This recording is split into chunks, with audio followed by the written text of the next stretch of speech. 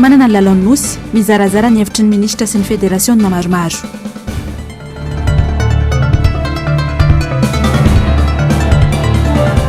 Izay karany sarandalana valonjato ariary tsy zaka ny vahoaka intsony izany ary mety hitarika fipoahana ara-tsosialy.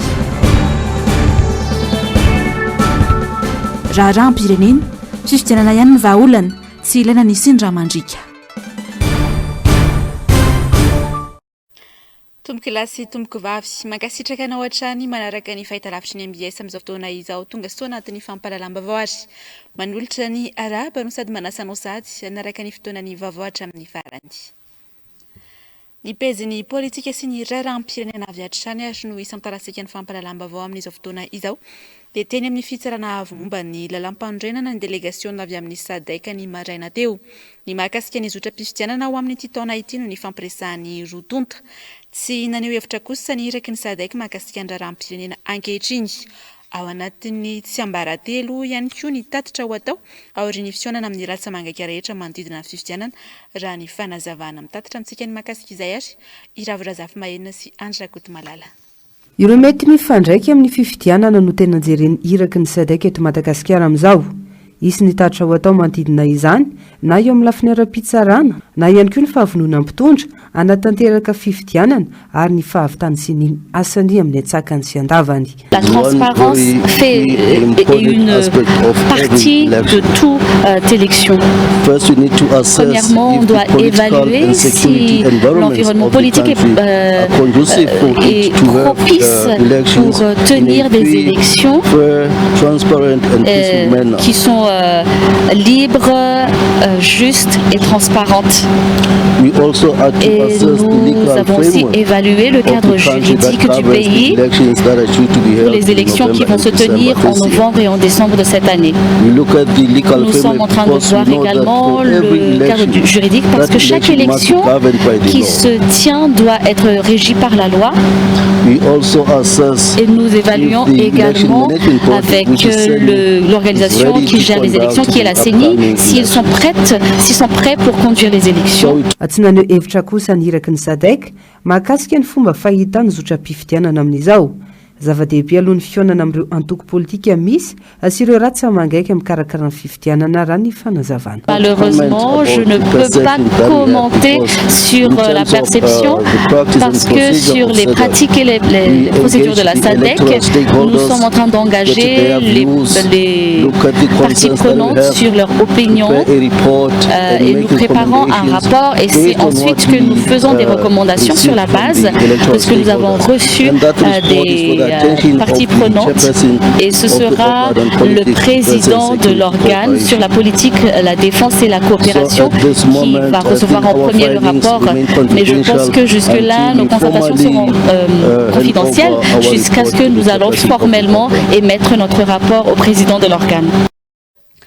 Ijanony anivon'ny fitsarana avy momba ny lalam-pandrenana ihany isika ato anatin'ity toy ny vaovao manaraka ity dia mbola mampiteraka resabe hatramin'izao ny fizakan'ny rajoelina ny zom-pirenena frantsay anjaran'ny fitsarana ambaratonga voalohan'ny fitsarana ady madio anefa no manome izany na tsy hoy ny teo anivon'ny fitsarana avy momba ny lalam-pandrenana. Mijery ny antota taratasy filatsako fidiana kosa no anjaran'ny fitsarana avy momba ny lalam-pandrenana ary mampiatra ny lalàna etsakilany dia andrasana mialohan'ny fifidianana ny valin'ny fitorian'ny Fanny Soernef mahakasika trano izay fizakany filoham-pirenena ny zom-pirenena frantsay izay nirotsaka ho candidat filoham-pirenena ny taona 2024 ravirazafy mahenina sy Andriakoto Malala trany. Rehefa miaro fahatan'ny mpitondra ireo olona akaiky azy mahakasika ilay zom-pirenena frantsay ananan'ny filoha Rajoelina milaza indray ny HCC fa tsy tompona andraikitra ary nanilika izany amin'ny fitsarana ambaratonga voalohany fitsarana ady madio. Ny fitsarana ambaratonga voalohany filohan'ny fitsarana ady madio no manome na tsy manome an'izany nationalité zany fa tsy aty amin'ny HCC. Ny aty amin'ny HCC dia rehefa tonga ny fametrahana ny antota-taratasy filatsako fidiana dia alefa ny candidat aty amin'ny fitsarana mombana lalam-pandrenana ny atao hoe certificat de nationalité. Ny aty amin'ny HCC tsy manome an'izany zom-pirenena zany na mandà na manaiky fa any amin'ny fitsarana ady madio zany ny filohan'ny fitsarana no manome zany nationalité zany raha tsy manome zany ny any na misy manohatra an'izany fanomezana zany nationalité zany dia voalaza ny ao amin'ny code de nationalité fa azo ny olona zay atao zay tsy faly amin'izany fanomezana nationalité amin'ny olo-pirenena zany ny mampiakatra an'izany any amin'ny ministre ny fitsarana. Nanamafy ny filohan'ny RCC fa ny lalàna no tsy maintsy ampiarina amin'ireo kandidat tsy mahafeno fepetra ho an'ny fifidianana ho avy io. Ny lalam-pandrenana angeny milaza zany mandiny fa enina amby efapolo e. Ny lalam-pandrenana milaza zany hoe tsy maintsy manana ny zom-pirenena malagasy ny candidat hilatsaka zom-pirenena zay ny article 46 zay fa tsy zahay ny mamaritra an'izany akory fa zahay mampiatra an'izay zavatra zay rehefa tonga zany atotaratasy ny candidature de vérifier zay hoe reto dôly efa nipetraka teto Madagasikara mandritra ny mbolana manana nationalité malagasy na loetra sy fa zay tsy matateraka an'izay de lavinay fangatany candidature any. Mialohan'ny fifidianana 9 novambra izao kosa no fantatra ny valiny fitoriana ny Flora Rajoelina napetraka Faniriso Herinaivo ny 14 Jolay teo mikasika izay zom-pirenena izay ary nahafahan'ny filoham-pirenena ankehitriny nirotsaka ho kandidat ny taona 2024. Fitsarana ka ny filohan'ny fitsarana zany amin'ny tenako zany dia tsy afaka hanapaka irery eto anatrihanareo eto izy zao fa mbola zavatra didy mbola ivoaka zany ary tsy maintsy ivoaka alohan'ny fifidianana zany didy zany zay manohatra ny na tsy faly amin'ny candidature ny andra dia manome profo izy hoe tsy mendrika hanao candidat olona ty manome profo dia ny fitsarana manara-pandrenina mandidy tsy manapaka amin'izay. Vavan'ny politika hatrany ary dia tafatsangana ny komity ho fanavotam-pirenena izay vondronana mpanao politika maro avy amin'ny fanoerana tamin'ity androany ity. Andrafitray ny paikady entina miatrika izany ny mpikambana manomboka izao. Akoatra ny fitakinany sy ny fangararany fifidianana dia tanjona ihany koa ny soroana izay mety ho fifandonana malagasy samy malagasy. Ravorazafy mahenina hatrany eo amin'ny sariny Andrakoto Malala. Matsiaro manana didy amin'ny fanavotana ny Madagasikara ao anaty krizy eo amin'ny sehatra rehetra ny mpanao politika avy amin'ny fanoerana eto Madagasikara. Dingana voalohany ihany no nataony RMDM izay niantsony ny rehetra hivondrona iray feo anosika anampy ny vahoaka hiala ao anatin'ny ngejany izao fitondrana izao. Marary ny politika eto Madagasikara, tsy zarizary ny resaka sosialim-bahoaka, ny mpanambola ihany no tena manjaka tokana eto amin'ny firenena ary mahazo vahana ny kolikoly sy ny raha-matahora sy ny fanararaom-pahefana. Tsy atokisany maro intsony ny rafi-pitsarana ka anisa mampirongatra ny tsy vandriam-pahalemana.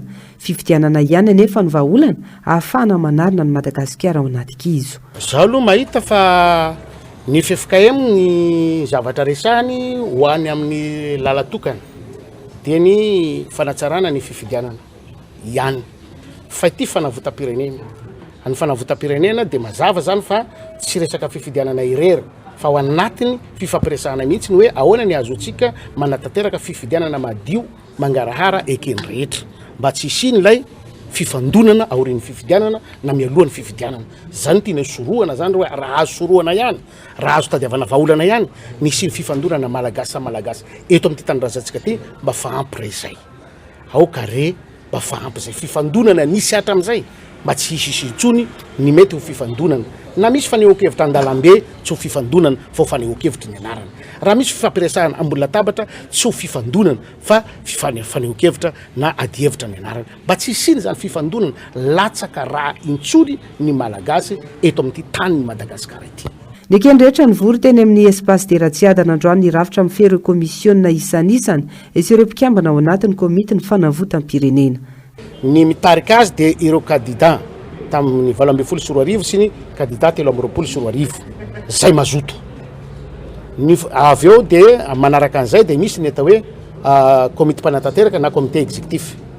Dia avy eo misy ireo komisiona maro be zay natsangana mba hidirany rehetra andraisany anjara amin'izany fanavotam-pirenena zany. Tsy misy na ilika na iza na iza araka tenenina teo zay fa samy tompony Madagasikara ty ny rehetra ka afaka mandray anjara amin'izany fanavotam-pirenena. Ny vaovao manodidina ny fifidianana izay hatrany dia vonona ny antoko-tim ary rehefa mizotra andalana amin'ny fanatanterahana izany fifidianana izany ny mpikambana rehetra. Anisany asa atao moa dia ny fananganana ny KMMR na ihany koa ny komity manohana ny marika ravalomanana izay nahazo birao ny bypass. Ny alarobia sy ny zoma tontolo andro no isokatra manontolo ny birao andiniana izay atao manodidina izay fanomanana izay. Ravirazafy Mahenina, Andry Rakotomalala. Dia an'izao no apetraka ireo rantsana isan-tsokajiny ahafahana miomana sady amin'ny fifidianana filoham-pirenena ho an'ny atoko-tiako Madagasikara. Hatrany fotony no hamafisiny izany, indrindra fa amin'izao toetra raha-mafana eto amin'ny firenena izao. Hanomezana toromarika ireo mpikambana mba ho mailo amin'izay mety ho kajikajy maloto ny mpitondra.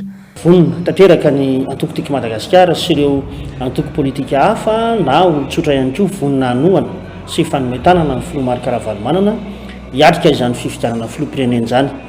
Noho izany dia eto ihany koa izay ny manentana ho antsika rehetra izay mbola mety tsy nahare na ihany koa tsy mbola taitaitra mahakasika an'izay lafin'ny fiatriana ny fifidianana izay efa tena fotoanany izao ary efa ilayntsika ny mametraka amin'ny mpakady rehetra hatrany amin'ny rantsana rehetra any amin'ny fokotany sy ny commune isan-karazany dia antenaina fa ifanotronytsika amin'ireo hetsika rehetra izay mbola ho avy amin'izay hoe fanomanana ny fiatrehana ny fifidianana filoham-pirenena izay. Zavatra andrasan'ny atoko-tiako Madagasikara dia nisy ny fifidianana madio sy mangarahara ary ikeny rehetra.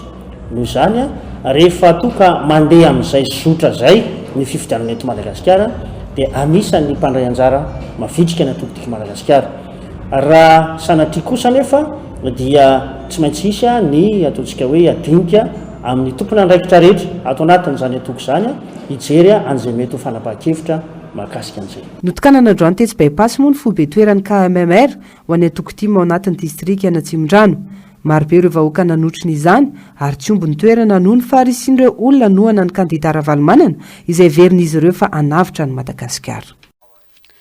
Ny tao amin'ny komina ambanivohitra Tanambao kosa no nitsidiny ny distima Antalana nomezana toromarika sy fanentanana samihafa mikasika ny fifidianana izay natao omaly io. Toy ny any amin'ny faritra maro manerana nosy dia efa niomana amin'ny sy ny fifidianana madio sy mangarara ny avy amin'ny atoko-tiako Madagasikara any an-toerana. Raha fanambinana Jean Michel no nitarika ny délégation nitarika ihany koa ny fiofandana ito amin'ny komina maro ny hetsika hanamafisana ny paikady rehetra araky ny fampitambavao avy any an-toerana. Ny lafim-baovao mahakasika ny fifidianana izay hatrany dia maro ny lesoka sy ny tsy fanarahan-dalàna hita nandritra ny fanavazana manontolo ny lisam-pifidianana. Antoko politika maro no efa nanao antso mahakasika ny sy ny mahakasika izay fanasana ny mpifidy izay. Anisan'izany ohatra ny antoko malagasy miara-miainga na ny MMM. Manoloana ny tsy fahatomombanana maro hita dia nisy ny famolavolana boky manodidina ny 400 pejy nandrafetana ny tsy fanarahan-dalàna. Onja lalaina Ranaivomanana sy Mathieu Princy. Ny farana andro-apolo ziray telo amby roapolo sy roa arivo lasa teo ny fanavazana manontolo ny lisam-pifidianana. Tsy tratra ny tanjona napetraky ny seni dia niavo soratra mpifidy 12 tapitrisa. Maro ny tsy fanarahan-dalàna hita nandritra ny fanavazana manontolo ny lisam-pifidianana ony avy amin'ny antoko malagasy miara-miainga ary tsy nahafapo ihany koa ny sampifidy voasoratra anarany. Tsika mahafantatra fa afahana miditra anatin'ilay fanaovana an'ilay refonte dia misy an'ilay décret navoakan'ny fitondrana. Taorinan'iny décret iny nisy noty navoakan'ny seni na le décret io na le noty navoakan'ny seni io dia samy tsy manaja ny zavatra misoratra anatin'ilay lalàna mikarakara an'ilay refonte. Dia izay no nazavaina hoe ohatra anankiray hoe taminanao an'ilay refonte zao ohatra dia tsy tokony ho agent recenseur mandeha irery no mitetin'ny tokotranony mponina fa tokony misy an'ilay comité local de recensement no miaraka mandeha amin'ny toerana ireny mba mijery hoe tena haute ve ireo olona ireo. Ohatra anankiray ohatran'izany izay manimba any vokatry ny fanatanterahana an'ilay fomba fanaovana an'ilay refonte ny liste électorale. Les opérations an'ilay refonte mihitsy ohatra fotsiny hitatsika fa ny décret niraisin'ny fitondrana dia efa mametraka daty mazava hoe amin'izao andro no tokony mifarana le izy. Fa ny hitatsika taty aoriana dia nanemitra foana ny seni ary le fanemorana an'io daty io ohatra dia tsy manaraka ny lalàna arak'ilay na arak'ilay décret navoakan'ny gouvernementa io na arak'ilay lalàna mahakasika ny lalàm-pifidianana. manoloana ireo tsy fanarahan-dalàna maro hita dia nisy ny famolavolana boky mirakitra ireo tsy fanarahan-dalàna ireo nataon'ity antoko ity. Mbola tsy tara raha teo raha miroso amin'ny fanatsarana ny zotram-pifidianana ireo rafitra mikarakara izany isy ny fifidianana madio sy mangarahary. Ny vaovao mikasika ny lisam-pifidianana izay hatrany ary dia mandeha ny kazikazy maloto ny mpitondra fanjakana ny amin'ny faritra ivelana Antananarivo amin'ny fanentanana amin'ny fanetrahana izay fifidianana izay. Ny seni sy ny sefokotany no fantatra fa misafidy ny olona ifidina aty. Samy mitaky ny sy ny fifidianana madio ary andraisan'ny rehetra anjara nefa ny mpanao politika avy amin'ny fanoerana. Saingy mipetraka ho ihany ankon'ny lalao maloto ny mpitondra izay mety ampiteraka savorovoro. Ravirazafy mahinina Andra Kotomalala. Any amin'ny tontolo ambanivohitra sy ny faritra ivelana Antananarivo no tena mampiasa ny kajikajy malotony amin'ny lisam-pifidianana mpitondra fanjakana. Ireo mitovy hevitra amin'ny ihany no tadiavin'ny mpitondra hifidy raha sakanana amin'ny fomba nkolaka kosa ireo olona tsy pomba ny volomboasary. Ny zavatra omanina any amin'ny faritra amintsika amin'ny teny izao dia fifidianana tsy andraisan'ny olona rehetra anjara fa ny mpanoana ny fitondrana ihany no mahazo mifidy. Karaha izay ny zava-iso izahako teo dia oloza mitatao eto ty firenena ity satria ny alina ny fifidiana ihany dia orotaka eto Madagasikara. Tsisy manana tombotsoa amin'izany. Zahay dia mitaky fifidianana madio ary mangarahara ekeny rehetra ary misy kandida vonona hiatrika ny fifidianana io fa tsy ohatr'izany kosa aza heverina fa tsy mahafantatra daholo ny olona fa ianareo ihany mamoaka an'le feo avy eo dia eno aty dia lasa miomana hiatrika zavatra tsy ara-dalàna ny malagasy rehetra eto amin'izao fotoana izao. Ny seny izay rafitra mikarakara ny fifidianana no ampiasaina amin'izany aka mahatonga ireo mpanao politika miahiahy mizotra mpifidianana izay tsy mangarahara. Ny zavatra hitako tamin'ny tany alehako zao dia antsoina ny tompony andraikitry ny seny ao amin'ny distrika, antsoiny antoko anankiray dia avoay le lista handehany amin'ny BV bureau de vote zany. Dia ao anatin'ny lista ity satria ny any amin'ny ambanivohitra any mifankalala daholo ny ao amin'ny fokotany iray, ao amin'ny quartier iray. Dia fantatra hoe ity rakoto tsy hifidy ny rabe fa hifidy ny rasoa. Dia asoa rehefa manelingelina amin'ny lista maire ao le olona, amin'ny lista extraite ho any amin'ny fifidianana, ho any amin'ny bureau de vote tsy aotsony le olona. Ka zay no ahina hiseho amin'ny 9 novambra io. Fifampiresahana nefa no ahafahana miala amin'ny krizy mialoha mandritra ary aorian'ny fifidianana saingy tsy manana fahavononana amin'izany ny mpitondra fanjakana. Na ny ady lehibe misy eran-tany aza miafara amina tabatra boribory daholo. Kinona manakana antsika malagasy sy ifampiresaka ifandamina eto amin'ity firenena ity ho tombotsoa ambony ny firenentsika malagasy.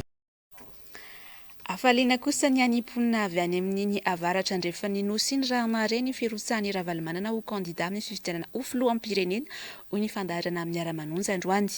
Vonona rehefa miandry fifidianana malagasy ankehitriny ahatongavany filoha Ravalomanana ho eo amin'ny fitondrana anarenany indray ny firenena mamintona amintsika ny fandaharana azy avitra solondray be sy mbola hava tsara. Andohalika ny ranombary mandrevo anaty fahantrana ny firenena mirehitra mena avokoa ny tondro rehetra. Iaraha mahita ny tsy fananany fitondrana vahaolana matopaika sy matotra anarenana ny Madagasikara mampiseto ny mieritreritra ny olana ara-tsosialy sy ara-ekônomika. Tsy misy afa-tsy ny firosoana amin'ny fifidianana ihany no ahafahana manaisitra ny fijaliany malagasy. Vonona merina ny filoha Ravalomanana ny malagasy ankehitriny amin'ny alalan'ny MAPLUS. Resaka mandeha eny amin'ny sehatra rehetrarehetra eny dia mitaky an'izay hoe tsy sevitra. Amerina ny filoha Marc Ravalomanana. Tsy sevitra. Nanao fahadisoana politika raha zay ny lazana azy. Ho an'ny vahoaka izay voasarika izao fitondrana izao nanonga-panjakana 7 ary betsaka ny efa nanariny kitay an-dalana fa dia izao hiverina aty amin'ny filoha Marc Ravalomanana.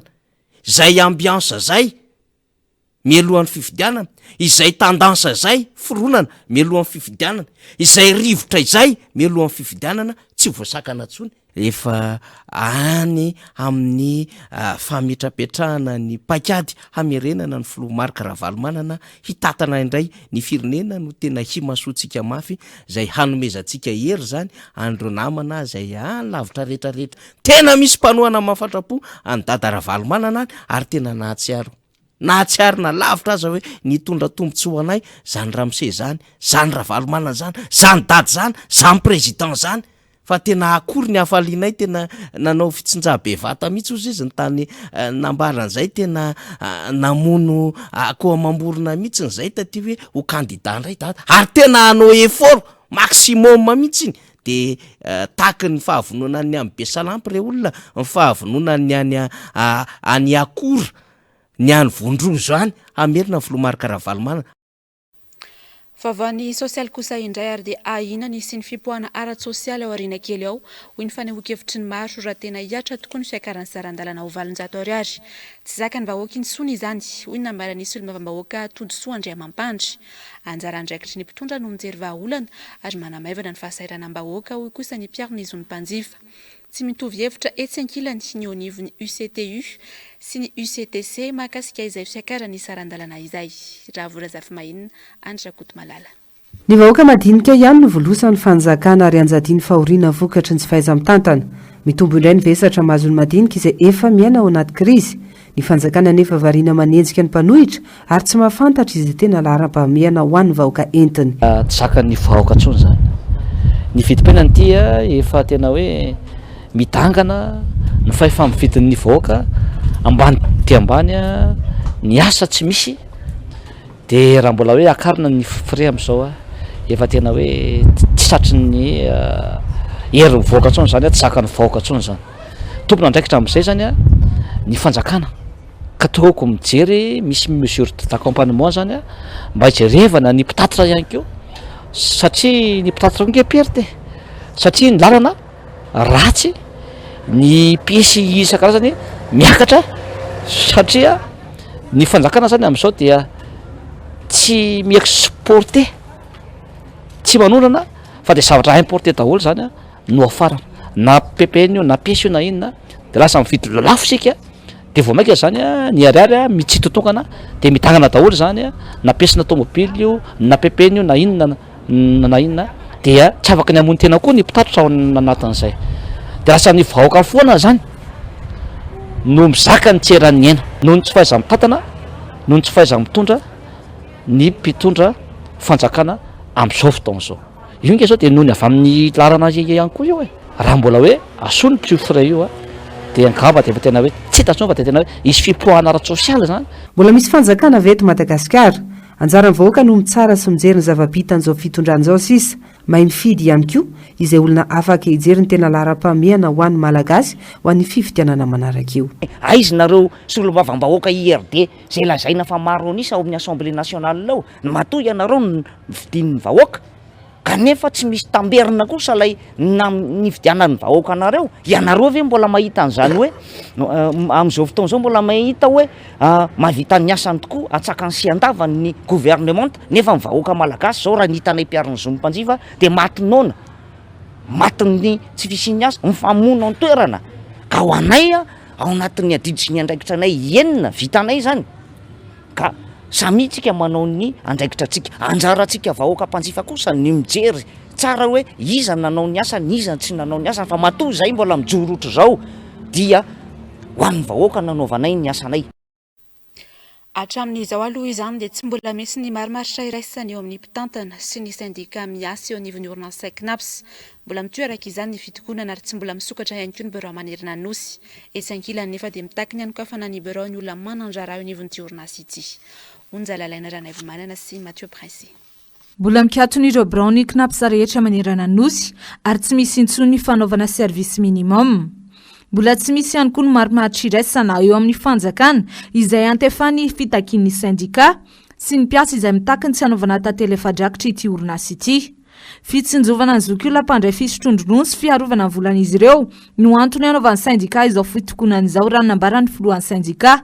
Etsy ankilany mitakiny hanokafana ny birao ireo olona manandrara eo anivon'ny CNAPS. Efatra herinandro zay nanazavanareo ny mpiasan'ny CNAPS tompo dia manao an'izao hetsika izao erovana ny volanareo fa tsy erovana ho anay dia nareo somary mantany sy mafimafy foana ty aminay dia lasa miteny an'ity phrase ty hoe manaova ary nareo rehetra maneraka Madagasikara manaova sini dia vohain'ny mpiasan'ny CNAPS io dia tsy tomponantoka ny mpiasan'ny CNAPS raha tsy andraitsony nareo amin'ny ray volana amin'ny roa volana amin'ny telo volana amin'ny 8 volana manaraka fa ny mba ahafahanareo mandray mandra-pahafatanareo no anaovanay an'izao hetsika izao dia manentana anareo a ndao hiara hitodika any amin'ny tompon'andraikitra tsika tsy anainy io vola io e anareo io vola io miara mitodika any amin'ny tompon'andraikitra tsika hoe vao le problème fa ny andro any aza ny andro any ny eritreretanareo aza ny andro any ny eritreretanareo io afaka voaina io na zao dia zao arany fa zao koa nefany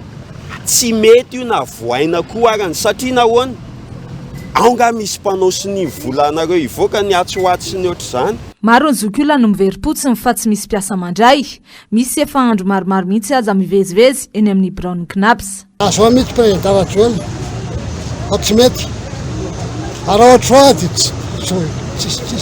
tsisy mahavadinika anenge ambaniny ambany tokony mba alefany ara-dalàna le pension tsy volany président volanay io voay ary ameo datiny hoe zao nanaovana an'ilay zavatra amoahana le CTV tokony mapetraka ry zareo ny service minimum atao amin'ny Knaps mijaly ireo zokiolo ireo a misy ny avy tena lavitra be amin'ireo nefa mba manantena an'ilay vola kely ho raisiny aty tsy nahazo ninina nefa ry zareo fa mbola mody maina ihany koa ny frelany ny hoe io izy zao tsy misakafo maraina fa hoe alao mba hanenjehana an'ilay vola kely ary nefa mbola ody tsisy ninina ho raisina indray dia sady tsy misakafo izy zany lany vola vezivezy eo fotsiny dimy herinandro teo eo izay no nitokona ny sindika ny mpiasa eo anivon'ny Knaps herinandro maromaro ihany koa ny tsy nisy tale jeneraly ny tantany ity orinasa ity antony mahatonga amin'ny fikatsoa ny fampandehanan-draharaha eo anivon'ny orinasa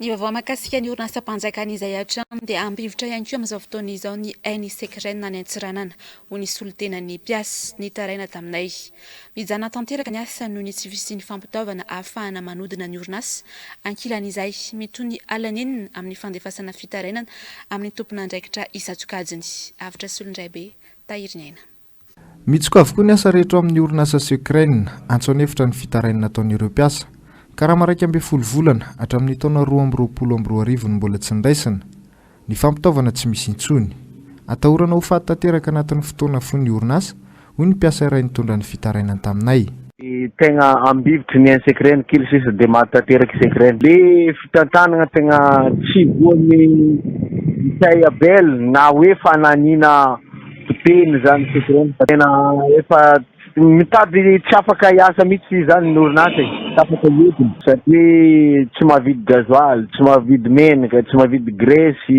CCRN ny teknisiana tsy mety andefa an'ilay machine satria tsisy graissage tsisy ninina atao amin'izao misy client io fa efa 2 taona zay nanao sambo anankiray dia tsy mbola vitany foana no ny zay fitantanana zay no mahatonga le izy tsy vita tsisy baguette tsisy gazy iasana tsisy tena fa tsy mividy fourniture tokony iasana zany ny CCRN nefa mampidi-bola miregny asa atao amin'ny logistique pétrolier regny mba lazahoana amin'ny milliard miditra nefa tsy mety fitaovana zareo la ny avantage ny dirigeant ambony eo foana fa tsy misy mandeha ty amin'ny asa na amin'ny mpiasa zany dia ny karama mpiasa moa igny raika ambe folo volana tsy voaregny dia amin'izao ny karama volana juin mety à partir en 10 août izy tale général zay vao mety misy volan-davana karama 25% karama tsy mahita hevitra tsoy zany mpiasa fa dia manao requête mandefa any amin'ny inspection de travail mandefa amin'ny filom-pirenena sao mbola misy azony zareo atao fa ireo nge nampanantegna hoe tady partenaire stratégie nefa to resaka fotsiny le izy hatramin'ny septembre 2021 tamin'ny nandalovany président Rajoely taty Dego izy nampanantegna an'izay mandraky nyty androany dia tsy henonay mihitsy hoe aiza ho aizany misy izay fagnaregnana ny CCRN zay dia ny mpiasa nanapa-kevitra atsika tsy grève fa raha migrève atsika tonga dia mikatona ty dia tsisy ninina azo atao intsony fa aleo tonga ampiasana foana na dia tsisy asa atao azy manao présence mpiasa manodidina ny 20 sy 700 no iaran'izay tsy faiza mitantana sy ny fanaovana tantely afadrakotra ny volan'ity orinasa-panjakana ity ary ny fampanantenana maniditsidina nataon-drajoelona efa ny taona 2022 izy ireo no niara-ny fandrahonana amin'ny fandroahana nataon'ireo mpitantana hatramin'izao tsy misy ny asa tsy afa-mikofoka ihany koa na tianao asan-tselika aza noho ny tsy fisiany eo ampelantanana raha tsy hivina efa nisy ny fitadiavam-bola nataon'ireo vadin'ireo mpiasa tao amin'ny tapo-tanàna Natsiranana ny volana aogositra 2022 manao toy vakana ny fitakiana ny fandraisana niraikitra sy ny vahaolana avy amin'ny fitondram-panjakana nefa mbola any akibony omby itombo indray ny tsanasa raha toka amin'ny toy izao tsy firarahiana ataon'ny fitondrana izao amin'ny mpiasan'isy Ukraine. Olona iraika ambin'ny folo kosa iraika amin'ny fitopolo kosa no tratra tao Petite Terre tany Mayotte Omaly vehivavy malagasy avokoa ny 20 ary teratany Congolais ny 5 saika hiditra ny tsokosoko any an-toerana no trateaka ny polisy ao Mayotte raha ny vavao nampitainy onjapeo Mayotte la première. Lakana hazo misy moteur no niondrana n'ireo teratany malagasy raha toka sambo rendrika teny an-dalana noho ny fankahitany tamin'ireo teratany Congolais araka ny fampitambavao. Vehivavy no ankamaroan'ireto mpitsoponenan'ireto ary ahina ho fivarotany tena no nanosika azy ireo. Raha tsy ahifina dia efa nisy ny opération Wambushu nampodina ny teratany vahiny tsy manana taratasy nahitana malagasy maromaro ny alakamisy lasa teo. Efa misokatra ny fanadihadiana mikasika ity raharaha ity, raisy ny polisy any an-toerana ary andrasana ny tohiny. Lafombavao makasika ny fandraisana ny lalao-nosy kosa indray ary no anoizantsika ny fampalalam-bavao dia mbola manjavozavo tanteraka ny fanomanana amin'ny fandraisana ny lalao-nosy andiany faraiky ambin'ny folo izay atao afaka 30 andro. Samy manana ny heviny ny komity mpikarakara sy ny federasiona makasika izay fanomanana izay. Nomena vahana kosa ny teknisianina vahiny amin'ny fanomanana ity lalao iraisam-pirenena ity. Manaprofo izany ny fanomezana ny famoronana ny 10 mirindra atao amin'ny lanonam-panokafana ho an'ny teknisianina sinoa nefa maro ny mpanakanto malagasy afaka manao izany. Onja lalaina Ranaivo Manana, Mathieu Prince. Mizarazara ny hevitry ny komity mpikarakara ny lalao-nosy sy ny federasiona maromaro makasika ny fanomanana ity lalao ity 30 andro mialohany tsy anatanterahana izany. Misy amra filohan'ny federasiona no milaza fa tsy mbola tomombana ny fanomanana ny fandraisana ity fifaninana iraisam-pirenena ity na ny eo amin'ny toerana anaovan'ny atleta fanazaran-tena na eo amin'ny lafiny ara-bola sy ara-pitaovana izay ny fanjakana ny tokony antoko azy. Ny avy amin'ny komity mpikarakara etsy akila manizingizina fa efa milamina ny fandraisana rehetra. Ankoatr'izay dia naberesaka ny mpanara-baovao sy ny mpanakanto ihany koa ny fanambarana nataon'ny ministra ny tanora sy ny fanatanjahantena Omaly fa sinoany hanao 10 mirindra atao amin'ny lanonam-panokafana ny lalao-nosy. Ity fanapa-kevitra ity izay midika avy hatrany ho faniliana ny mpanakanto malagasy izay maro ny mana-talenta eto amintsika. Eto Madagasikara raha toy no ataon'ny lalao-nosy ka tokony malagasy no hanao izany 10 mirindra izany. Nandiso io fomba fijery ny ministra tamin'ny filazana fa hanatsarana ny seho mena malagasy no nanankinana ny fanaovana ny 10 mirindra amin'ireo teknisianina sinoa. Anaty ny vavana lelany hoe veriasana amin'ny malagasy. Miantony miantsonina ny teknisianina expert sinoa dia fantatsika tsara ny fahaiza-manao sinoa amin'ny resaka cérémonie d'ouverture. Fantatsika ihany koa fa isika no manapaka ny fomba natanterantsika ny cérémonie d'ouverture. Ny tiako lazaina amin'izany dia hoe manana anjarany ny malagasy ao anatin'io mpanomanana ankehitrika izao mbola eo mpanomanana ny hoe ahoana no anaovana ny cérémonie d'ouverture. Sy moa miteny hoe ako mihinam-bary misy latsaka fa ny teneko aminao tsotra fotsiny dia hoe ny préparation an'ny atletantsika dia mizotra araka ny tokony ho izy ary izay rehetra atao amin'ny comité d'organisation des Jeux des Îles dia mivoly isan'andro miaraka amin'ireo président fédération miaraka amin'ny comité olympique. Raha atao bango tokana dia mbola manjavozavo hatreto ny tena fanomanana amin'ny fandraisana ny lalao-nosy na ny toerana anaovan'ny atleta fanazaran-tena aza mbola manarirana ny federasiona. Mbola andrasana ihany koa ny antotanisan'ireo atleta malagasy André Anjara. Fomba fifanaovan-tsony teo amin'ny mpiara-miasa sy ny komity mpikarakara izay notanterahana androany aloha izany no anisan'ireo dingana lehibe amin'ny fandraisana ity fifaninana iraisam-pirenena ity. Eo amin'ny vaovany maresaka iraisam-pirenena no anakatonantsika ny fampalalam-bavao tahaka ny mahazatra velaran-tany maro no otohoton'ny afo ao amin'ny faritry Mediterranée. Firenena maro no potika sy mizaka hafanambe noho ny fiovaovan'ny toetry ny andro. Nisy ny namony ainy sy voatery nafindra toerana tamin'ny firenena enina voakasika. Avitra Solondraibe sy Tahirinaina. potipotika noho ny hafanana mahavaivay ny firenena maro ao anatin'ny lemaka mediterane. Miatrika afo maherivaika amin'izao fotoana izao ifaritra io, tranga mitombo isan-taona noho ny fivaovan'ny toetriny andro. Farafahakeliny dia 430 ny maty tany Algeria tao anatin'ny 3 andro monja noho ny firetan'ny alanjavaboary iray. Nanohy ny ezaka nataon'ireo mpamonjy vonina algeriana mba hifezana ny teboka afo misy 120 any avaratra sy atsinan'ity firenena ity. Nitatra tao Tunisia ny firetana ary nandoro alakesika. Olona 300 no nafindra toerana, manodidina ny 10 degré Celsius ny maripana ny toerana. 770 hektara ny velaran-tany simba ary maro ny takaitra navelan'izao firetana izao amin'ny firenena roa ireto. Tany Grèce kosa 3 ny maty noho ny firetana izay hatrany. Mpanamory fiaramanidina mpamono afo roa ihany koa no maty tamin'ny fianjairan'ny fiaramanidina noentin'izy ireo omaly. Araka ny tomban'ny ONG World Wide Fund for Nature na ny WWF, ala zavamaniry 503 hektara no efa potika tamin'ny herinandro lasa teo tao anatin'ity firenena tsinanan'ny Mediterane ity. Ho an'ny Frantsa kosa 30 hektara no notohotony afo, mahavaivay araka izany ny hafanana ny toerana.